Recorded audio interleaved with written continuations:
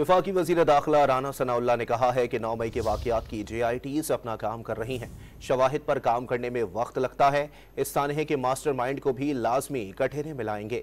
ये भी कहा कि चेयरमैन PTI को मुकदमात का सामना करना चाहिए। उनकी गिरफ्तारी से मुताल्लिक इदारे तहकीकात जारी रखे हुए हैं।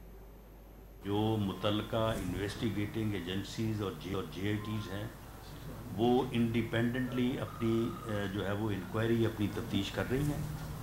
ये क्योंकि सारा अमल जो है ये टेक्निकल एविडेंस है और इसको कलेक्ट करने, इसको प्रूव करने में ये टाइम कंज्यूमिंग है, तो ये मामला जो है ये बिल्कुल जो है वो आगे बढ़ रहा है। दुश्मन एजेंडे को आर्किटेक्ट किया, ये सारे लोग जो है ये गिरफ्तार भी होंगे और इंसाफ के कटहरे में जो है ये ट्रायल फेस करेंगे। इमरान खान नियाज़ी जो तकरीरें करता रहा है कि मुझे अगर गिरफ्तार किया गया तो ये एक रेड लाइन होगी और उसके बाद आप निकलेंगे और आप ये करेंगे, आप इस तरफ जाएंगे, आप इस तरह से जो है वो आग लगाएंगे, इस तरह से जो है वो आप जो है वो हर चीज़ को छीनेंगे, ये सारा उनका किया धरा है।